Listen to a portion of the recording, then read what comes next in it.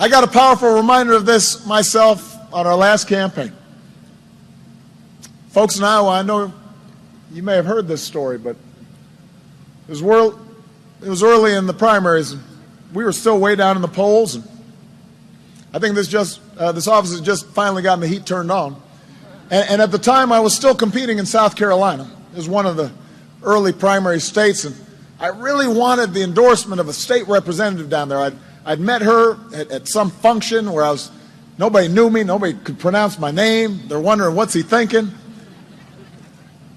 So I asked her for her endorsement, and she said, I tell you what, Obama, I will give you my endorsement if you come to my hometown of Greenwood, South Carolina. And I think I had a little bit of wine during dinner, because right away I said, okay. So it's about a month later, and I'm traveling back to South Carolina, and we flew in late at night. I think we were coming from Iowa. We'd been campaigning nonstop, traveling all through towns and having town hall meetings and shaking hands. And in between, I'm making phone calls, asking people for support. And so we land in Greenville, South Carolina at around midnight. We get to the hotel about 1 o'clock in the morning. I am wiped out. I am exhausted.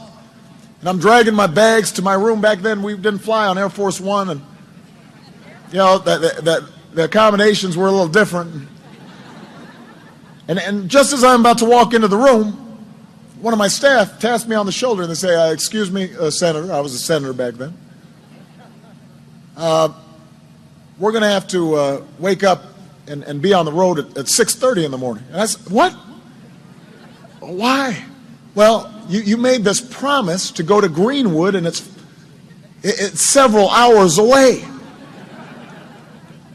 And I try to keep my promises. So a few hours later, I wake up and I'm feeling terrible. I think a cold's coming on, and I open up the curtains to try to get some light to wake me up, but it's pouring down rain, terrible storm. And I take a shower and get some coffee, and I open up the newspaper, and there's a bad story about me in the New York Times. I was much more sensitive at that time to bad stories. I've become more accustomed to these now. And finally I get dressed, I go downstairs, and I'm walking out to the car, and my umbrella blows open, and I'm soaked. So by the time I'm in the car, I'm wet, and I'm mad, and I'm still kind of sleepy. And it turns out that Greenwood is several hours away from every place else. So we drive, and we drive, and we drive, and we drive, and finally we get to Greenwood, although you don't know you're in Greenwood right away because there are not a lot of tall buildings around. And we pull up to a small field house, and I walk in, and I'm looking around. I don't hear a lot going on. And the state representative said she was going to organize a little meeting for us, and we walk in, and there are about 20 people there. And they're all kind of wet, too, and they don't look very excited to see me. But, I'm running for president, so I do what I'm supposed to do, and I'm shaking hands, and I say, how do you do? Nice to meet you.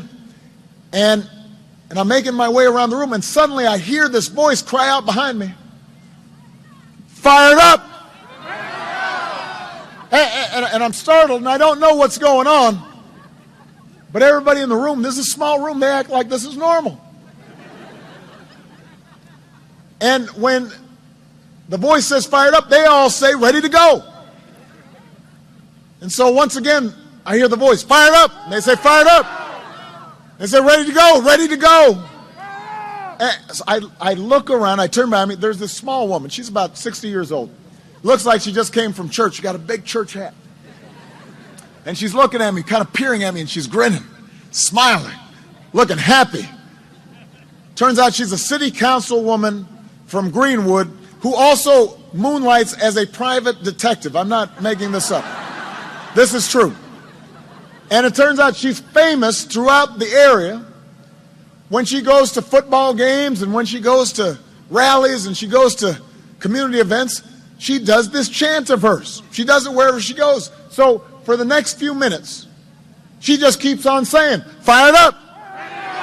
And everybody says, fired up. And she says, ready to go. And everybody says, ready to go. And I'm thinking, this woman is showing me up. this is my meeting. I'm running for president. And she's dominating the room. And I look at my staff, and they just shrug their shoulders. They don't know what to do. So this goes on for a few minutes. Now, here's the thing, Iowa. After a few minutes, I'm feeling kind of fired up. I'm feeling like I'm ready to go. So I start joining in the chanting. My staff starts joining in the chanting. Suddenly, I feel pretty good. And we go on to talk about the lives of the people in the room and their families and their struggles and their hopes for their kids and their grandkids. And we drive out, and it's still raining, but it doesn't seem so bad. And we go to our next stop, and for the rest of the day, even after we left Greenwood, even though we still weren't getting any big crowds anyplace, even though people still couldn't pronounce my name, I felt good. And I'd see my staff, and I'd say, "Are you fired up?" They'd say, "We're fired up." They'd say, "Are you ready to go?" And they'd say, "We're ready to go." And we brought that to Iowa.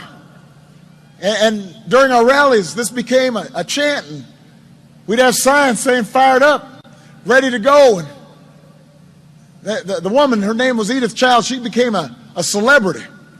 And she was written up in the Wall Street Journal. And folks did news stories on her.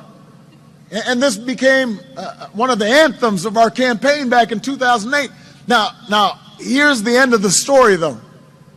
We knew we were coming back to Des Moines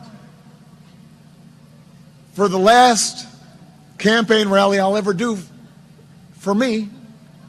And so, we were getting kind of sentimental, and we called up Edith Child. And we said, "Why don't you come on up? No, listen to this. We said, "Why don't you come on up? We'll fly you up from South Carolina, and you can do this chant one more time, just for old good time's sake." It's like getting the band back together again. And you know what Edith said?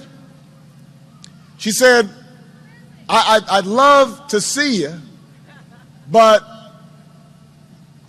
I think we can still win North Carolina, so I'm taking a crew into North Carolina to knock on doors on Election Day. I don't have time just to be talking about it. I've got to knock on some doors. I've got to turn out the vote. I'm still fired up, but I got work to do.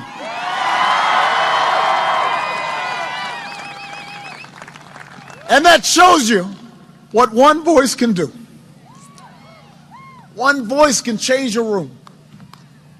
And if it can change a room, it can change a city. And if it can change a city, it can change a state. And if it can change a state, it can change a nation. And if it can change a nation, it can change the world. In Iowa in 2008, your voice changed the world.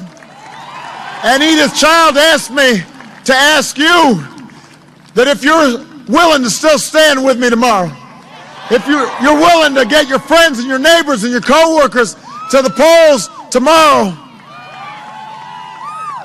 if you're willing to make sure we finish what we started, she's pretty sure we'll win Iowa. She's pretty sure we'll win this election. And she just had one question for you, and that is, are you fired up? Are you fired up? Are you fired up? Are you fired up?